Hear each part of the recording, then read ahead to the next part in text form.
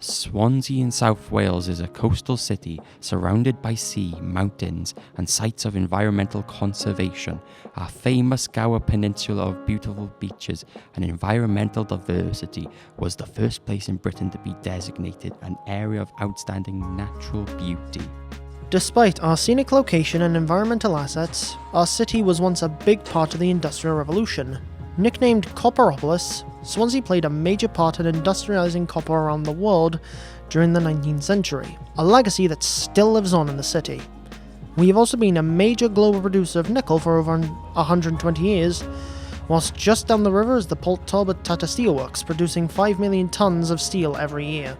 We have long used our rivers and seaports to transport goods in and out of Swansea, and in the quest for industry and employment have caused many detrimental effects on our environment. We wanted to find out more about our industrial history and how Swansea became a city.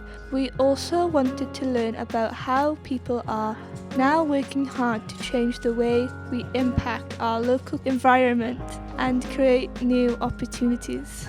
Our first visit takes us to the Harvard Morpher Copperworks site in the lower Swansea Valley, where we meet Alex Langlands to find out more about heritage and regeneration.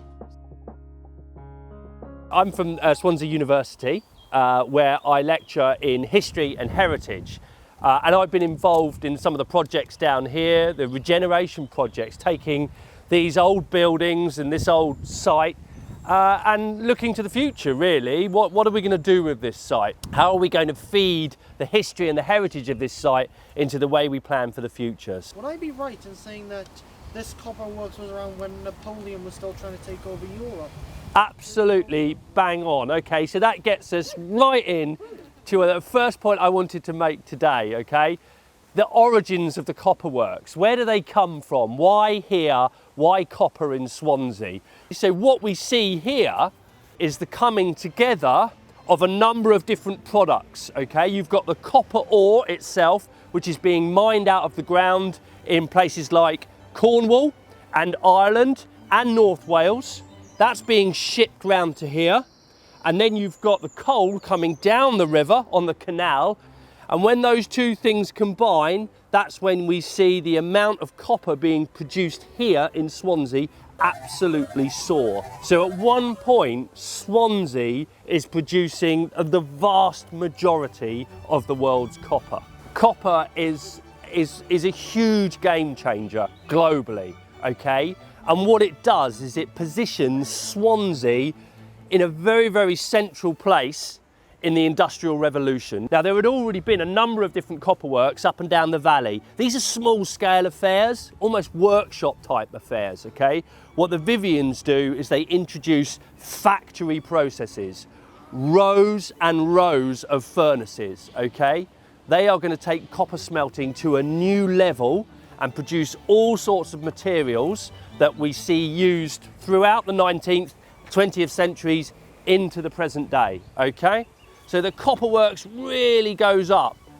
And then we get towards the middle of the 19th century, okay, and then things start to plateau and then they start to decline, the copper working industry here, and we're left with what we see today.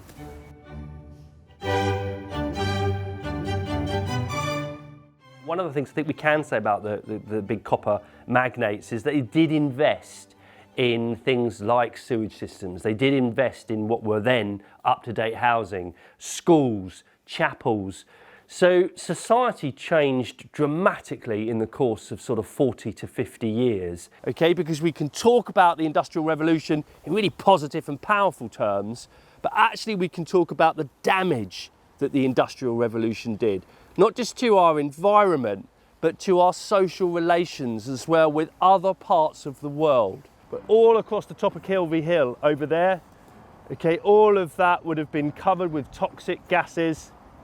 There are still impurities in the soil today up there. And this was a period when Britain literally ruled the waves. And I think there's every reason for us to be proud about that period of our history. But I think it's especially important nowadays that we really look critically at what the impacts of industrialisation was. And you know, more generically, it gave Britain the upper hand. This tiny little island really could rule the rest of the world because of its coal reserves, what it was doing with iron and what it was doing with copper. And that had an impact for societies all over the world being subjugated really to British rule. And that's something we have to contend with. But I think more directly as well, there's a dark story here in the copper works. And we know that the White Rock Copper Works, for example, had something called a Manila house. And Manillas were small copper bracelets that were very, very popular amongst communities and elites in West Africa. And they would use these Manillas to trade, and they would use Manillas to trade human beings, slaves. And I think one of the things we need to think about is that we in Britain, because of innovations in the industrial age, meant that we could produce these Manillas really cheaply. And therefore we could trade with elites in West Africa for slaves that we could then send over to our plantations in North America. So there's a really very, very serious story that we need to think about that's gone on here in Britain more generally, but it's also gone on here in Swansea, and that's something that we absolutely need to confront. Yeah, lots of the areas around here you can't grow food in. And there were farmers that were really irritated with what was going on because the farmers were losing crops, they were losing livestock, so they are making a plea to the city, you know, this stuff is poisoning my farm, and the city's answer is, well, copper's making us all a lot of money. Being stood here back in around about 1850, 1860, something like that, would have been a really dark and ominous place. So what are we doing with these remnants of this once great industry here in Swansea, the copper works? What are we doing? The engine houses which we've looked at are all being renovated and prepared, hopefully, for some kind of enterprise and some kind of social enterprise, perhaps restaurant, cafe, visitor centre, something exciting going on. And that process has already started happening. That's now being renovated as part of a new visitor centre for Penderyn's whisky. It's a bit on the pricey side, but luxury. So they are investing. National Lottery Heritage Fund is also investing in this. Swansea Council, Welsh Government. This is part of a big regeneration project. Swansea city centre is in the middle of a major regeneration programme, seeking to improve the city for locals and visitors and create new jobs. As part of the city's facelift, a number of meanwhile use projects are taking place. Arts Arcade, founded by Welsh Government and Swansea Council, is now in residence in a former retail unit in the city centre. Tunde and Gareth from Swansea University and Urban Foundry gave us a tour of their new digital innovations and opportunities available to artists in Swansea. It was really great to see the technologies in action and to play with the augmented reality.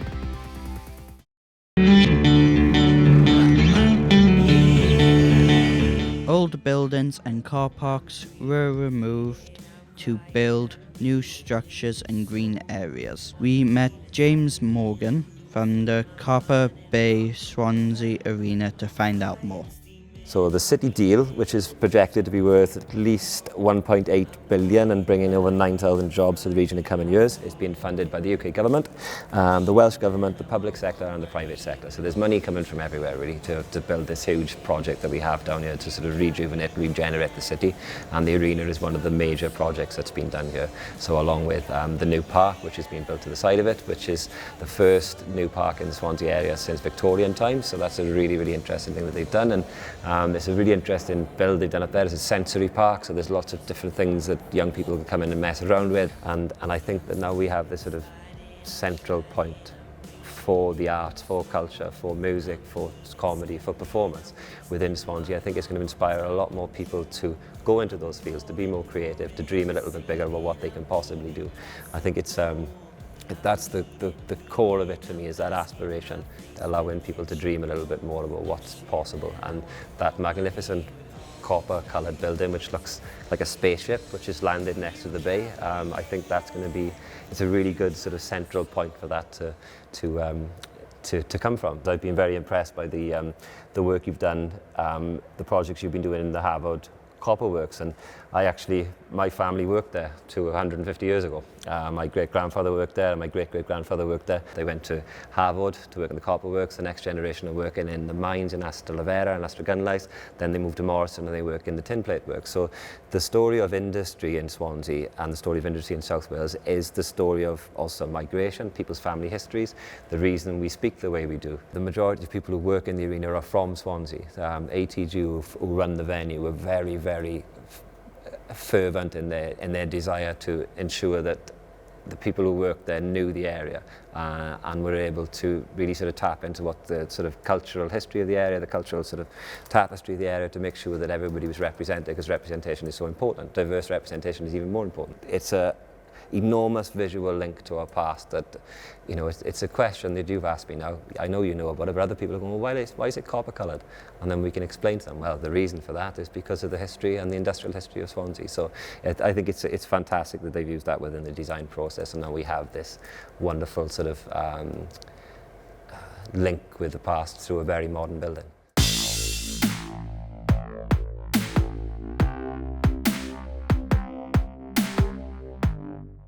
To combat waste products of our local industrial employers, Swansea University has been working hard with Vale Industries in Clydach. We went along to find out more about how algae is working hard to absorb our emissions to create sellable green products. The Clydach refinery, also known as the Mond, was founded early in the 20th century. The Clydach operation refines nickel oxide from their mines in Canada and Indonesia into very high purity nickel products. CO2 emissions are causing world temperatures to rise all across the world.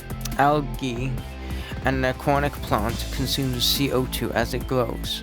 At the Clydach refinery, scientists are using this plant to consume waste CO2 emissions from the nickel making process. I think from a young age I've always been curious in how things work. I think it stemmed from me being a diabetic and why my body wasn't working, so I've always been interested in, right, okay, the ins and outs, so why doesn't it work, how do we fix it? So this project is just a pilot scale at the minute, and we're just trying to prove a point that it could be used commercially and industrially. So this is a really small version. So to get the most out of it, you would need a lot of fences. I think you'd need at least 100 fences to use up the amount of CO2 the industry would want. But we are working on other projects that would put lights inside cubes and things, so it would take up less space. So I think that would possibly be the future, that you'd have them in enclosed environments rather than big fences like this that would take up space. So on the RICE project, we aim to build these large photobioreactors, and they hold 7,500 litres each. The aim was to use up the waste CO2 from industry and clean it up using microalgae. So microalgae grow just like a plant in a process called photosynthesis. So they take up the CO2 and give off oxygen, just like any plants, but they grow in water. But we can also use the wastewater from industry as well, because they like to eat up the metals. So we're cleaning two things in one here. And the idea is then just to grow it up, and then once we harvest, once it's got to its full potential, we can then use that harvested product in animal feeds.